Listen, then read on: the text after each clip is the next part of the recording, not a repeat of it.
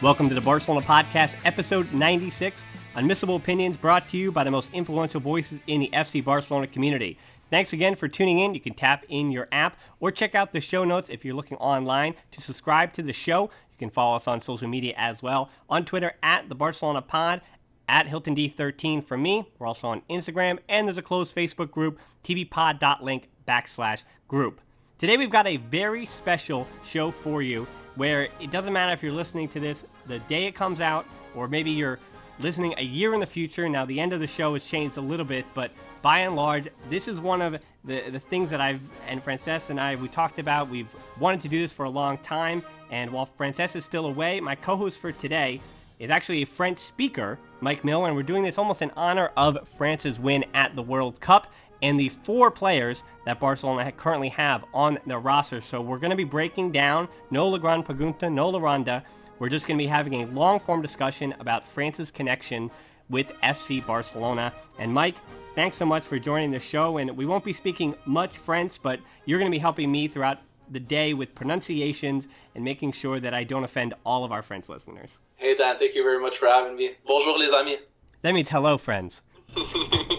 All right, well, before we get to Eric Abidal and Umtiti, Dembele, Digne, Lenglet, the guys that we know, I want to start by kind of breaking down some of the geography and why the connection between Catalonia and Spain and France. And when we were doing our research, I kind of already knew this, but there was only 24 total players who played for FC Barcelona, the majority of which have all come in the most recent years. And you were discussing with me off air, Mike, why there's a 31-year gap between the 8th player who played for Barcelona, Lucien Muller, and the 9th player. So I guess that'd probably be the place to start as why there's so few French players, even though France borders Catalonia. That's right, Dan. Before 1996, every player, except for an exemption of 3, had to be natural-born Spanish citizens. And that rule didn't only exist in Spain. It existed pretty much everywhere in the world. And in 1996, cause célèbre, a very famous judicial ruling happened, and that ruling is known as the Bosman ruling. And that changed not only football forever, but labor laws as well across the entire European Union. So the difference between then and now is that now that exemption still exists, but if you have an EU passport, if you have a European Union passport, you are considered as a local worker. And the exemption of 3 applies to every player who doesn't have an EU passport. So if I can use an example to illustrate this, in 1993, 1994, Barca had 4 players who were not Spanish: Romario, Michael Laudrup, Risto Stoichkov, and Ronald Koeman. Because of that, because of the fact that there were 4 and the exemption was only 3, Barca, Johan Cruyff at the time, who was the manager, was only able to field 3 of them. So his preference was to field Ronald Koeman, Romario, and Stoichkov, and Michael Laudrup ended up being left out. So after the 1994 Champions League final, which Barca lost to AC Milan, despite Johan Cruyff, Michael Laudrup ended up leaving for Real Madrid. And that was 2 years before the Bosman ruling. And that, fortunately for Barcelona, wound up not being a major milestone moment. And we do remember the time that Laudrup had at the club fondly, and you don't consider him the kind of traitor that Luis Figo was. But it does beg the question for Barcelona how it's taken them, I guess, since 1996, a bit of time to get caught up with the French allegiances. But again, before we get there, I also want to, as again, this is more of a Cultura show for you.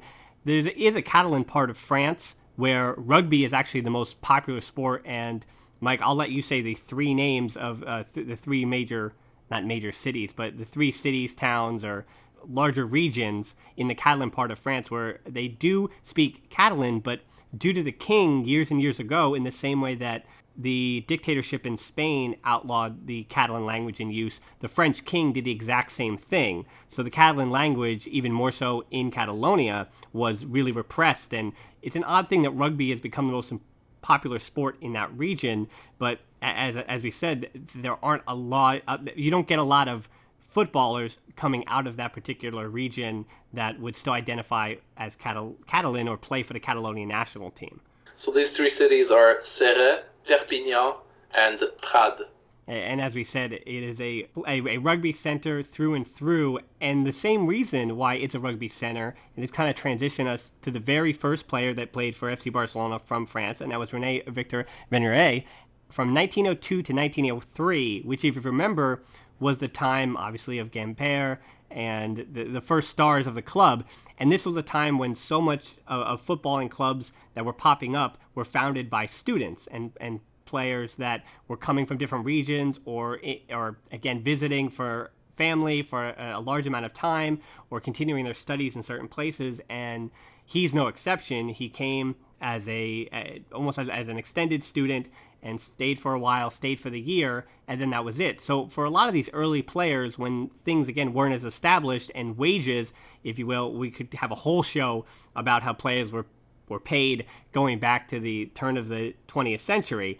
Now you have first player Rene Fenouiller in 1902-1903. We fast forward to 1908-09 for Henry Normand, and then Jim Carlier, 1913-1914, Maurice Big, 1913-1914, played with Carlier, Jean Verdeau, 1917-1918, Pigeon in 1928, so he wasn't there too long, Jules Robisco, 1948, and then eighth player of French origin to play for FC Barcelona is the first one that we're really going to focus on, Mike, and that is Lucien Muller, 1965-1968, and people might remember him as a manager in the 78-79 season, but as we were talking about off-air, he's probably more remembered for the team that he came from. Exactly, Dan. To this day, Lucien Muller is still the only French player to have played on both sides of the Classical. He came from Real Madrid after playing there from 1962 to 1965, and he played 77 league games for Real Madrid.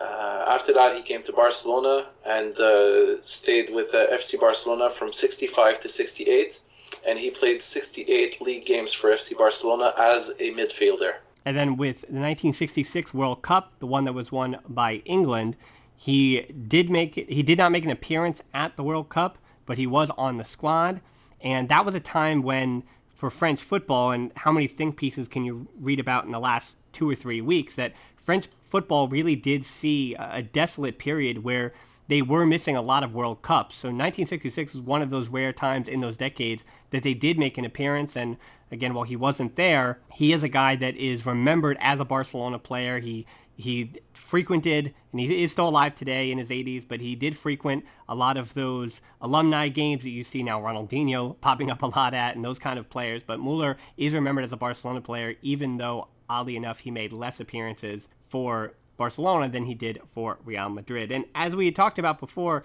like, we're going to fast forward now, and it seems like we're moving quickly through them. That's because a lot of the guys that we're going to talk about played much more recently because of that 31-year gap, due obviously to the Bosman ruling rectifying that in 1996 and allowing more French players, first of which is a name that many will know as a manager, and that is Laurent Blanc. 1996 to 1997, injuries plagued him in his one season for Barcelona after winning the French title with Auxerre. And he's a guy that, as a player, made over 600 appearances for 9 different clubs. Montpellier, one of the twin or sister cities of Barcelona. He made over 240 appearances for them. And then he really just hopped around for the rest of his career, only made 28 appearances for Barcelona. And he is one of these examples, Mike, and there's a few of these on the list that we're about to get to, of players that obviously tons of fans around the world know these names either as players or managers and all-time greats, yet when you look at their Barcelona careers, it wasn't that successful.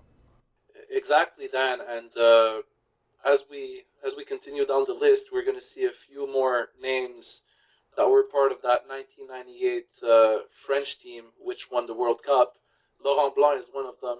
He represented France a year after leaving Barcelona. And his time with Barcelona, fortunately, is not a time that he would actually remember himself as a glorious time in his career. Although he had a decent career, he was able to play for some for some great clubs. He played for Marseille. He played for Manchester United. But with Barcelona, unfortunately, who knows what would have happened if he hadn't suffered that many injuries. But you're right. You're absolutely right. There are a lot of these French players which had high-profile careers, a lot of success with other clubs or with their national team, but simply didn't adapt with the Barcelona style. Well, speaking of that 1998 World Cup squad, we were talking again about this gentleman, number 10, off air, and I'll let you introduce him. And again, you had a lot to say about him. He's currently a pundit that those who do listen to French broadcasts are going to be familiar with. Exactly, and we're talking about Christophe Dugarry. Christophe Dugarry is played with Barcelona for only a half of a season in 1997. He came over from AC Milan after spending a season in AC Milan, but his claim to fame was to have faced AC Milan in 1996 at the UEFA Cup final, and one of his teammates was none other than Zinedine Zidane. So with that success, he was able to move to AC Milan at the same time as Zinedine Zidane moved to Juventus, and after an uneventful year with AC Milan, he was able to move away from the Serie A and come over to Barcelona, where he only played 7 league games in half a season. So the first chance he had, he actually moved away from Barcelona to Marseille and finished his career. Well, he played a few years in the French league and then finished his career quietly in Qatar later down the line. But other than the 1996 UEFA Cup final, his other claim to fame is to have been part of the 1998 French squad, which won the World Cup in France. But other than that, his career was marked with lots of disappointments. He was always, viewed as someone with a lot of potential, with a lot of talent, but he was never actually able to really show that talent at the highest level. He performed well in the French league and had a breakthrough season in 1996 at the European level, but that was pretty much it. And like you mentioned, Dan, today he's a pundit for a French network, and he's very opinionated, and ironically enough, he's very critical of the French national team, and every now and then he'll even say a thing or two about Barcelona, and it's very clear to me that he doesn't have a lot of fond memories about his time in Barcelona, and every chance he gets, he will say something negative about FC Barcelona. The next guy on our list, number 11, Frédéric Deyu, 1999 to 2000.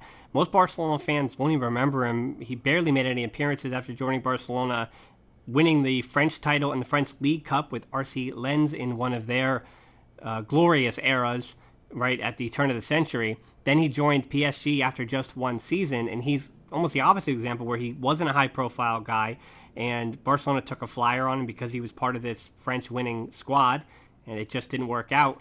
And Deyu's story not being well known kind of brings us to the first guy who is well known because of his time at Barcelona in net, and that is Richard Dutrell from 2000-2002. Now, I think a lot of people remember him because he was a Barcelona goalkeeper, but his real quality and the best of his career came from the 5 years prior when he was at Celta de Vigo. Then he winds up leaving for Alaves, and he's really, other than Muller, as we talked about, the first player that Barcelona have from France who has made their living in Spanish football, in La Liga, before coming to Barcelona. And Dutrell, he did have a few big moments for a squad that it's not the heyday of FC Barcelona just yet. Whatever success that Dutrell might have had during that period is unfortunately offset by the fact that that period was the most difficult period in recent history for FC Barcelona. Those were the days of Joan Gaspar, when Joan Gaspar was president. We didn't win a single title between 1999 and 2004. So we had very little to munch on during that period of time. Yeah, certainly, particularly in the 2000-2001 season, fourth in the Liga, semifinals of the Copa del Rey, and crashing out of the group stage of the Champions League final and making it to the semifinal of the UEFA Cup. But still, other than Rivaldo banging in a lot of goals, not necessarily seasons to remember. And one of the other guys in that season that, when you go back to Blanc and talk about disappointments, Emmanuel Petit, who I remember right at the turn of the century or late 90s, when English football or the Premier League was just starting to show up on American televisions on a national level that I could watch. He was a fantastic player for Arsenal. And of course, he was known for the same thing, for being this member of the French squad, combining with Thierry Henry, who we'll get to a little bit later. And he signed from Arsenal, where he played in the midfield. And the interesting thing is, because of the season they were having at FC Barcelona, and again, if you finish fourth, that's not necessarily turmoil, but it's certainly not utter success, or the success that they wanted. He played as both a center back and a left back at Barcelona for just one season, and then joined Chelsea after that year. And again, it's another one of examples of players that we know have great quality. And I don't want to put the onus on Petit, but I know it's one of those examples where he just didn't fit, and the club didn't really have a spot for him, and so they just worked him around, and he just wasn't comfortable. And one of the things I want to bring up when I think about Petit, there is so few French players, but you do speak French, and again, I know a little Spanish, and we have an understanding that, especially when you're in Catalonia, that Catalan and French are not that different, that unlike the Portuguese language, or particularly players who are coming from other spots, even a player coming from Germany, are going to have a lot harder time assimilating to the language and kind of fitting themselves into the team. It's why so many Brazilians have trouble jumping right into the Premier League, because the English and Portuguese, it doesn't work for a 17-year-old Brazilian kid or 18-year-old Brazilian kid who has tons of cameras in his face all the time. But why is it, do you think, that players like Petit just don't seem to fit? Because obviously it shouldn't be a language barrier. Actually, I'm glad that you're asking me this question, because Emmanuel Petit is also a pundit now. And about a year ago, he gave an interview about his time in Barcelona, and he explained why, anyway, according to him, he failed to adapt in Barcelona. And he said that when he showed up during the off-season, the manager at the time, Laurence Serra Ferrer, didn't even know what position Emmanuel Petit was playing. And apparently the communication between him and the manager was close to non-existent. And he was able to connect with his teammates in the dressing room, having learned a little bit of Spanish, pretty much just enough to get by. But there was always a disconnect between him and the Spanish-speaking or Catalan-speaking part of the dressing room. And he explained that one day Barca had a very bad game, and he had given an interview to the Spanish media in the mixed zone, and he had said, and I quote, "In today's game, we lacked cojones." And in today's media, that word gets thrown around left and right, and it's no longer that big of a deal. But we're talking about 2000, 2001. It was still very frowned upon. It was still considered as being offensive by his teammates. And apparently, the Catalan players summoned him to a closed-door meeting, and they basically made him understand that what he had done was unacceptable. And he knew that at that point, his time in Barcelona was done. And during the off-season, he was able to leave Barcelona and join Chelsea. But basically, that interview, or any other chance that Emmanuel Petit has to talk about his time at Barcelona, he makes it very clear that he's never been able to adapt. And I don't think that it was just a question of language, but it was probably a question of culture. And not every French player approaches that the same way. But I'm guessing that him being French and having played in England already, he was probably expecting La Liga or Barca to be like the English clubs where he's been, like Arsenal, for example.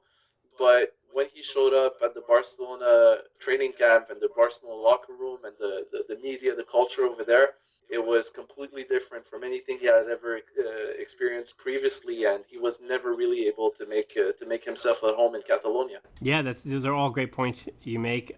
just about the assimilation that a lot of these different players have.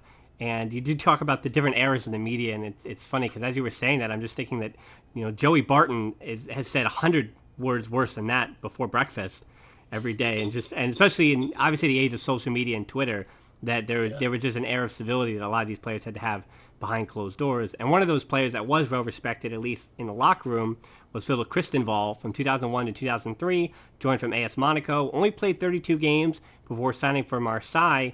But he was a player that did make some Champions League appearances in the group stages. He was a on and off again starter. And again, he's one of those guys that it seemed like Barcelona had something, but just couldn't help them get to that next level. Right. And, like you said, it's a gamble. They tried to take a chance on him. He had a pretty good time with Monaco, and, had a lot of success over there, won a French league title over there, but for some reason it just didn't pan out for him. And he was a very highly touted transfer at the time as well. He was supposed to come in and make an immediate impact, but he never quite made it. And you do look at it that some players, honestly, they just like to be at home. They don't really want to go too far. And some players, you look at currently, he's in his prime, in his heyday in the 2018 World Cup squad, Florian Thauvin, and he is a guy that just seemed to want to stay at home. It didn't work out at Newcastle, so he comes back to France, and he had probably the best season he's ever had after not dealing well with it. And for a player like Christenval at the center back position, which, again, communication is a big part of when you're playing along that back line. He spoke French, he comes from Monaco, and then 31 appearances for Barcelona, tries out Marseille, doesn't work out there either, whether that was a lack of confidence or what have you. And then finally, from 2005 to 2008, had a little bit of success at Fulham, made 36 appearances for them. Again, just didn't find his footing or didn't find that situation. And you see that a lot on this list with a lot of these French players. And one of the guys that is not on that list, and probably, I guess, the first deep dive we'll have as we continue to work through this, number 15 on our list is Ludovic Joly, 2004 to 2007, joined from AS Monaco, won the Champions League in 2006 as an important part of Frank Rijkaard's squad, and then he joins Roma in 2007 after scoring 19 goals, 85 appearances. And the thing that people might remember, at least what I remember about him basically in the 2006-2007 year, is that he was the guy that led to the guy. And by the guy, I mean the number 10, Lionel Messi. Because he pops up in the same position that Messi plays, as Messi, even at 17 years old, is already banging on that door, waiting for that spot to really open up. And Joly was, in a sense, that block for Messi. And so when Joly leaves, you really see Messi in 2007, then 2008, turn things on and get to that another level. But for Joly's time for Barcelona, he represented a lot of what the squad was at the time, and that was hardworking, that was very compact with Rijkaard, and you were beginning to see the elements of what Pep Guardiola would then mold into the squad that became the FC Barcelona that we currently know in the modern era. And Joly was one of the soldiers and one of the predecessors of that kind of role. And so I think I do remember him finally, and obviously he won the Champions League in 2006, playing an important part of that squad. Ludovic Joly is your prototype, as you said, to the Messis and the Iniestas of this world. He's your old school number 10 who was able to play either as a second striker, as a winger, or as a attacking midfielder. And I do remember him fondly as well with Barcelona, with what he brought to the table, especially with a Ronaldinho next to him, with a Samuel Eto'o playing ahead of him. And the one thing that boggles my mind still to this day is how come in the prime of his life, Joly wasn't called up to the French squad that went to the 2006 World Cup, because he had everything that that squad needed, and he would have been a great addition to that squad. But as a Barca fan, as a Culé, I was delighted to see him work his magic for the 3 seasons that we had him. Certainly. And Ludovic Silvestre, the next player for Barcelona, number 16, 2005-2006, signed from Turkey for Barcelona B, played 2 matches for the first team, and then joined Sparta Prague. So one Ludovic we remember very fondly, the other Ludovic coming in 2005.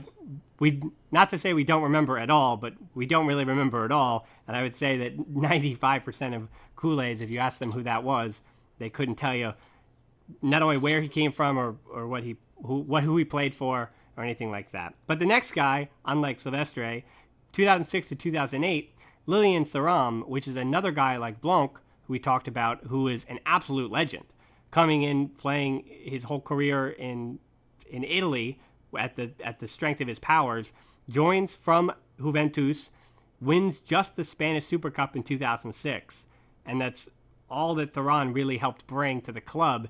And it was a surprise because he was at the end of his career, and it's a shame because you do remember the great Lilian Thuram at the 1998 World Cup and how important he was there, and even in 2006 playing a hand in that. But by that time, Thuram was just not the same player, and Barcelona, again, it's a name that they got just a little bit too late. Exactly, and if it wasn't for the Calciopoli scandal in Italy, we probably would have never had him to begin with. What actually made him come to Barcelona was the fact that Juventus was relegated to the second division in Italy. So I still remember that time. I remember him coming over, and I remember being very excited about what he would have been able to bring to the table. But on the other hand, there was Carles Puyol and Rafa Marquez and Gabriel Milito ahead of him in the pecking order.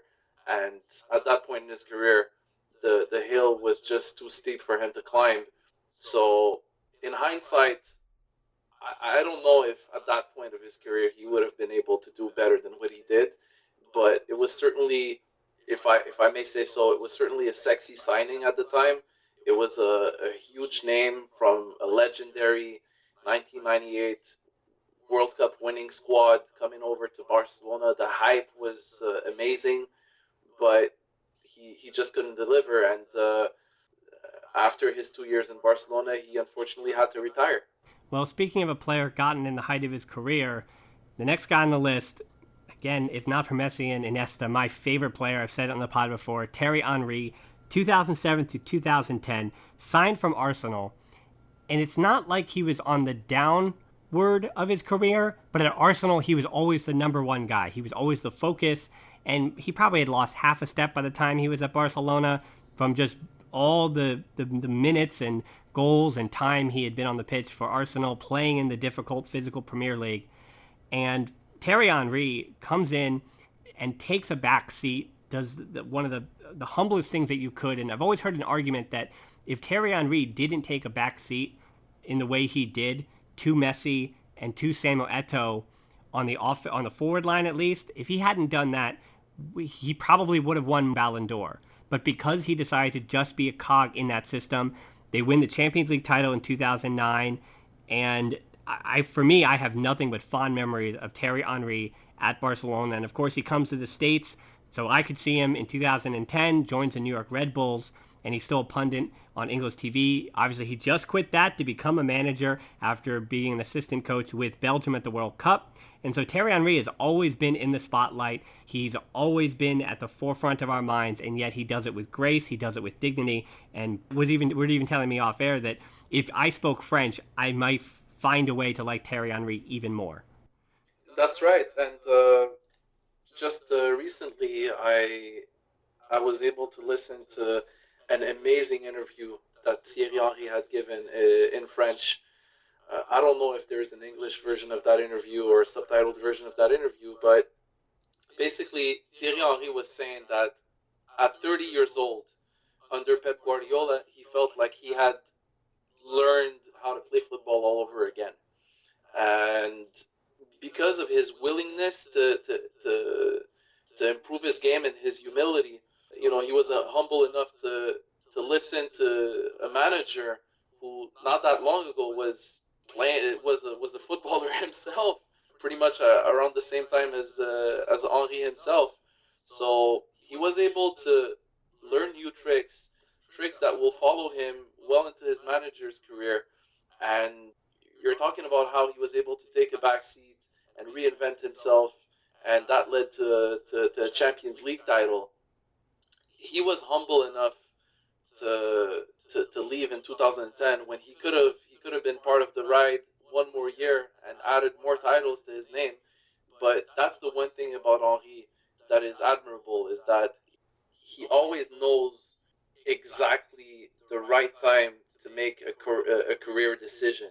When he left Arsenal, when he came over to Barcelona, when he left Barcelona, and when he retired with the New York Red Bulls, and now, as you mentioned, leaving Sky Sports to invest himself fully in his managerial career, and hopefully, if we cannot have him one day as a manager, I would love to see him come back to Barcelona either as an assistant manager or coaching one of our youth teams, because he is one hell of a football mind, and he would bring so much to the table. When you listen to him, either in French or in English on Sky Sports or in the French media, every single time he talks about football, it's like reading a book. It's like reading an encyclopedia. He is made to coach, and I think that part of the reasons why he's going to make such a great coach is the fact that he played under Pep Guardiola, and he learned so much under Pep Guardiola when he came over to Barcelona. And the other thing I would say about Thierry Henry being in a backdoor role, and even as a manager, that he and the next guy, the big guy you've all been waiting for, that we're going to talk about, they are calming presences in the locker room that seem to just calm their teammates. Their teammates have always loved them, and that, with the exception of Thierry Henry, when he was late in his career with the Red Bulls, not wanting to play on turf and getting criticism and not really liking that, I'd never heard a bad word about Henry. And the same thing with Eric Abidal with the club from 2007 2013. Again, these are guys just calming presences who I'm glad that Eric Abidal is back as the current sporting director, because even if it takes him a little bit to figure out, and we already see he's in the heat of trying to figure out his first transfer window in a position that he's unfamiliar to, these are guys that just seem to connect everybody together, whether it's the board, whether it's his teammates, whether it's the manager. They just kind of connect everybody, and they add a lightness to what's happening instead of all the negative, dark business that football is. And that's what it is. It's a business. But when it comes to Henry and Abidal, where Henry is, in one sense, seems to love the sport more than he loves being bothered by everyone else.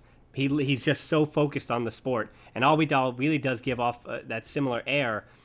In his 6 years with the club, he played at left back and center back, joined from Lyon, left for Monaco, again now comes back as a sporting director. And the interesting thing about Abidal, though, it's almost unfortunate that we aren't going to remember him and don't really remember him for his football. And when you build that perfect Pep Guardiola starting 11, you slot him in at left back, and you remember him fondly as being a part of that team that really just set the world ablaze with how there is a different way that football could be played. And that said, it's a shame, as I'm alluding to, that obviously his battle with cancer was inspiring in a sense, and I mean, we'll always remember the moment when he's wearing the captain's armband from Carlos Puyol and he raises the Champions League trophy. It's a picture in our head. It's an image that will last forever of just not that only the triumph of the team and this man as a footballer, but this man to overcome cancer and to choose to be someone who lived and who could still succeed and fight back, and to have that strength and that courage. Again, it's something that inspires you almost as much as the football that everybody else is playing at the same time. In the same regard, he's come back in the back office, and yet already in the last month, you're seeing all this negative stuff about Sandro Rosell and the getting a liver on the black market for his transplant, and all this nonsense that obviously has already been debugged, and they've said that it's not true. So my question about Eric Abidal, I don't mean to be negative, Mike, but for all the wonderful memories we have, why is it that people seem to be inclined, and now obviously I'm in the States, and no matter where you're listening, there's a different perception of France. So why is it that in some other Western countries, France has this negative reputation, and it seems like it's constantly being attacked. I mean, they even you see on the internet that there were jokes that all of Europe was rooting for Croatia except for France. France obviously is going to root for France. Well, the answer, anyway, according to my standpoint, is very simple. Eric Abidal and Thierry Henry were part of the famous 2010 World Cup squad, French squad, which decided not to get off that famous bus in Nyasna, South Africa, right? And that incident, although Thierry Henry and Eric Abidal, for whatever reason, came out of that incident with their reputations untouched, that incident left a really, really ugly mark on French football in general. I would say that the Henry handball against Ireland is the other negative one that I remember for Henry at least. Yeah, but continue. I'm sorry. It's okay. So, like I said, the Nyasna incident left a very ugly mark on French football. So much so that a lot of French internationals who were part of that team never made it back to the national team, no matter how great their level was and still is to this day. I'm thinking about someone like Frank Ribery, for example, or someone like Samir Nasri, who were at the peak of their form back in those days, but because of that incident, they were never able to make it back, and there was a disconnect between the French national team and French people in general, including the media. And the media were extremely critical of the French national team for years, and I would say until probably around 2014, during the World Cup in Brazil, we were able to see some sort of a reconciliation between between Les Bleus and the French media. And then what happens? You have the Valbuena Benzema incident that set the French national team back probably 4 years behind. And it's only when the French national team made it to the Euro final in 2016 with a fresh squad with brand new faces that people started getting behind that team again. And obviously, now that they're world champions, I think that the incidents of the past are dead and buried, and everybody is ready to look to the future with young faces, some of which we're going to mention later on, and the first of possibly many international successes to come. I guess another question that we do have to ask, again, it was negative about some negativity, not about Abidal, but about his relationship with the global media. But I just do want to get your thoughts on his style of play and what you enjoy so much about it.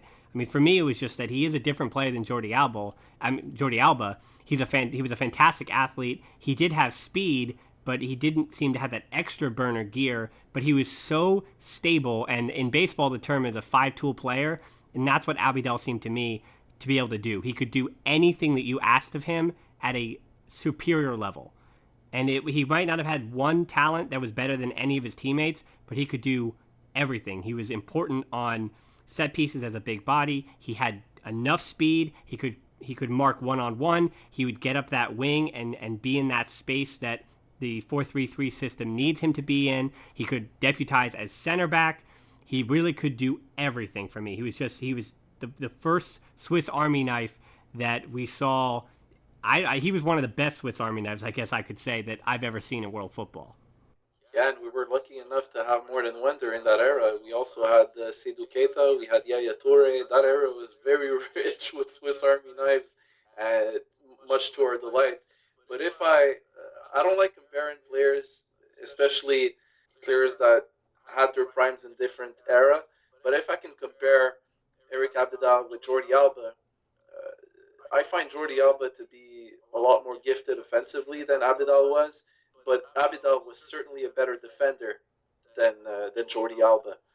And I think that of all the strengths that he had, the one strength that I appreciated about him is definitely his soundness in terms of defense and how defensively responsible he was as a left back, even though he contributed a lot offensively. I just remember feeling more at ease back then. And that's not a knock on Alba, by the way, because we're comparing two left backs that are at extremely high levels, Alba being one of the best in the entire world right now, and Abidal certainly being a top tier left back as well during his day. But if I can separate one from the other, I think that the one thing that stands out for me is how good of a defender he was. Right, which just allowed him to play across that back line if he needed to. He never really served as the right back, but the other thing that he did for the club was that when you talk about the French connection with Barcelona, where while Thierry Henry and Julie were important players at the time, Eric Abidal goes on to make 125 appearances, so first French player, and it's not close, of more than 100 appearances.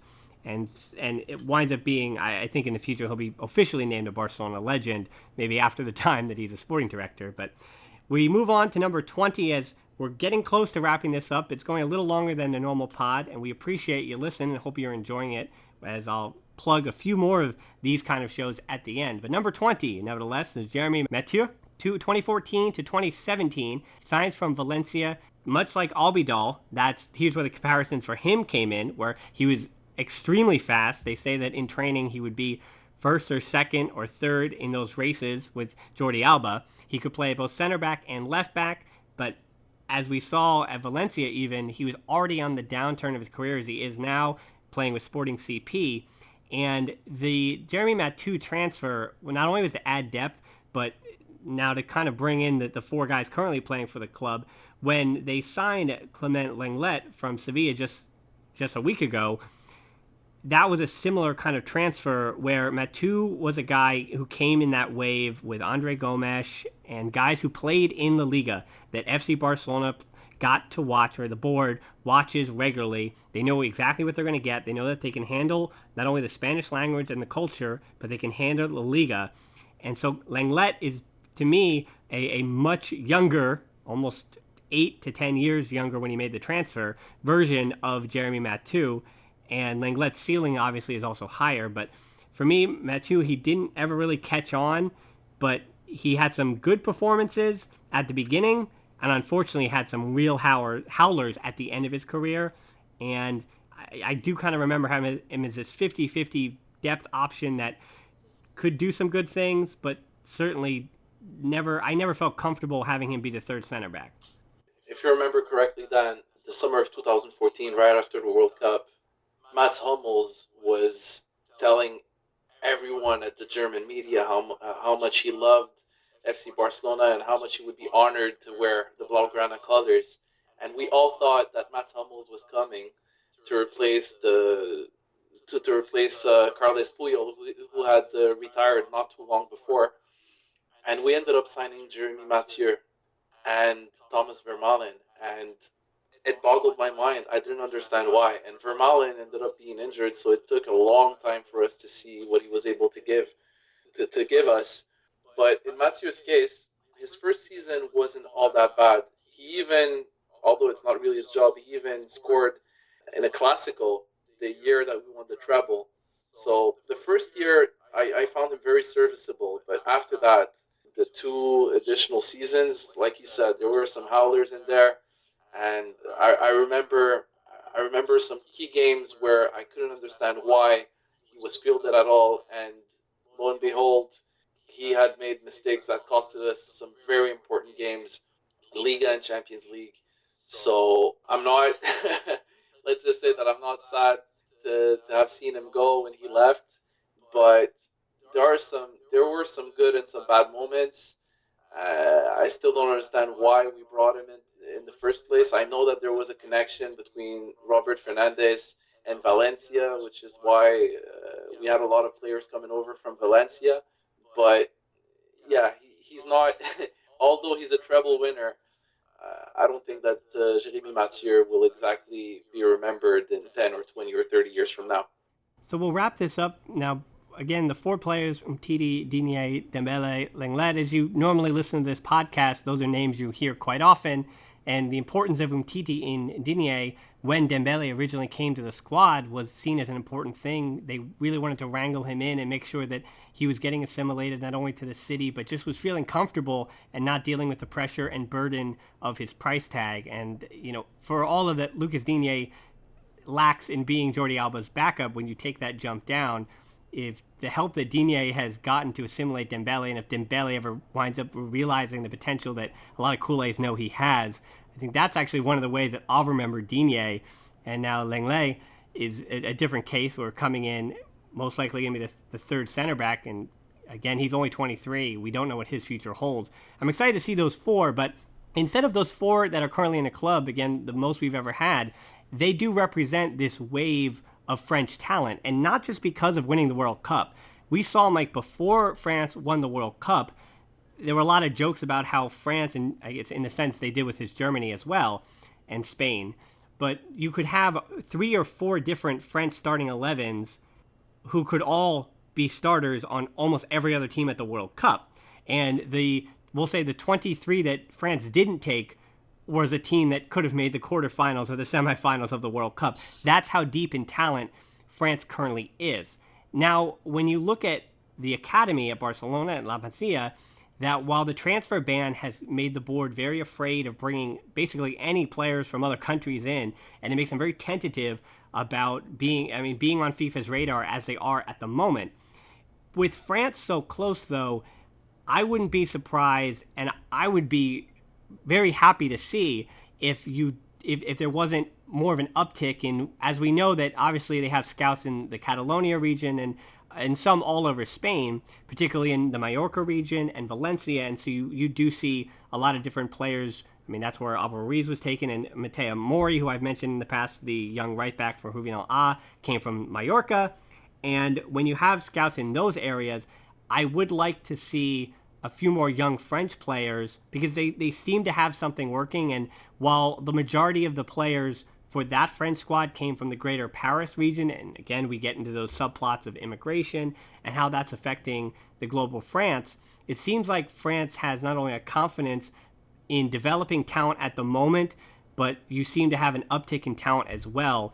And in what ways, Mike, do you think that Barcelona, other than having first-team players signed for millions of dollars, but do you think there's a youth connection that could be made as well? That's a great question. Like you mentioned, international transfers for underage players can be very tricky and very dangerous. However, I can imagine, and I certainly hope that Eric Abidal, now being the technical secretary for the first team, if our presence increases in France and our scouts spend more time in French academies, watching French reserve teams and underage squads, we could actually get ahead and get the information before the other big clubs and perhaps bring them over in time to integrate the juvenile squad or the B squad. But I'm not sure if it would be very safe to bring in a contingent of French players at the age of 13 or 14 years old. Right. Unless, obviously, they're exceptional. Like, for example, and he's not French, but he's certainly an example that I love mentioning, Xavi Simons, for example. Right, the Dutch Spanish midfielder, right? Xavi Simons. Yeah, we had a show about him many moons ago in the year 2017. But I think one of the other things to Abidal's relationship with a lot of these academies, and again, he has a good relationship with Monaco, a good relationship with Lyon, and it kind of is a subset of Barcelona's complicated relationship with Paris Saint-Germain, where they go in the future with this. Because what we're seeing a lot from, I don't know, as sad as it may be, if Barcelona want to continue to be grooming talent and to be at this high level, Barcelona, not that they're going to have to get their hands dirty when it comes to those 18-year-old, 19-year-old kids whose contracts are expiring, but if Man City can do it to us, if Juventus can do it to us, then Barcelona with Abidal at the head, if he's in those regions, and again, he knows people in the greater Paris area, if he has some of his claws in those academies, particularly not, again, Lyon nowhere near Paris, but even in Paris Saint-Germain, where it's difficult to kind of knock down that door because of the money that they can offer their youth players is money that FC Barcelona is not willing to offer their youth players. If you can find 18, 19-year-old kids who you know really are going to be the next thing, where they're a year or two away and should be making first-team appearances by the time they're 20, if you can let them know, hey, come to Barcelona, when your contract expires or when you turn 18, you sign a deal with Barcelona, play in our Juvenile A squad for a year, make some appearances, or play for Barca B, obviously, and make some appearances for the first team, make the bench. And if Barcelona can now take the current year, and I actually talked about it last week with Mohamed, but when you take players like Abel Ruiz and Miranda, and when you can show other teenagers that, hey, we're giving teenagers chances, not only in the first team to impress at training, but we're going to give them some spots on the bench, we're going to rotate, and they are clearly on the radar, and they're teenagers too, maybe you can get some 18, 19-year-old kids from that wealth of talent and those high talent squads in the Paris region, and that's, I think, the market that Barcelona should be looking at, in the way that Man City is taking advantage of that same market in Barcelona. Right, and you do have a point, but I think that if we want to go scout talent in the Paris region, we could go beyond Paris Saint-Germain. We can look at other clubs and other academies in the region.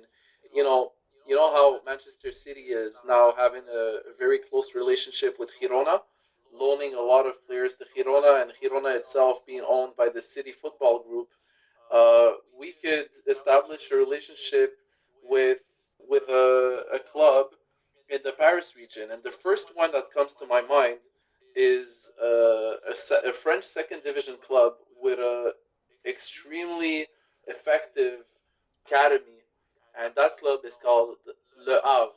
And Le Havre, in recent years, has graduated players such as Benjamin Mendy, the left back from Manchester City, Riyad Mahrez, and N'Golo Kante, as well as Paul Pogba and Dimitri Payet. And that club has consistently graduated some great French talents over the years. Steve Mandanda, the French national team backup goalkeeper as well, came from that club. So I'm thinking if establishing a relationship with a direct competitor like PSG could be very complicated for FC Barcelona, there are other clubs in the Paris region that we can be in business with and who would gladly enter into a long-term partnership with us. And I think that this would be a more viable option to consider in the future, and Eric Abidal could be the man to get it done. Yeah, certainly. He's the guy that we like so much, and he is the legend as a player, and who knows where Umtiti, I mean, what a legend already he's being. You could argue that Umtiti is the second or third most important Barcelona player so far. Umtiti has yet to win a Champions League like Henry, but Umtiti is going to be that important, and Dembele has all the world at his fingertips. He could be, again, 1, 2, 3, 4 on that list, but at the moment, the top dog, the French connection with FC Barcelona, you have to say starts and ends both as a player and now as the sporting director with Eric Abidal. And again, we really appreciate everybody who tuned in this whole time. Again, you knew that we'd be focusing on Eric Abidal, and this was, again, mine and Mike, who does speak French, obviously lives in the Montreal region, it was a way to get one of these out, and I'm glad we got to do France first. And so that kind of does bring us to the end of our French episode. But that doesn't mean this is the last one. There are plans in the future at certain times, and at the right time, we'll say. We'd like to cover the Netherlands and Brazil, and of course go dig in the archives in Hungary. And if you have any interest in shows like that, or there's an idea that you have for one of these long form shows, let us know. Again, you can find us on Twitter at the Barcelona Pod, or for me at HiltonD13. Again, we're also in our closed Facebook group, tbpod.link/group. Well, I want to say merci beaucoup so much. That means, again, thank you a lot, Mike, for joining the show and helping me out talk about the 24 players that FC Barcelona have had with the French connection. Thank you very much for having me, Dan. Thank you, everyone, for listening. And until next time, we'll talk to you soon. And Forza Barça. Forza!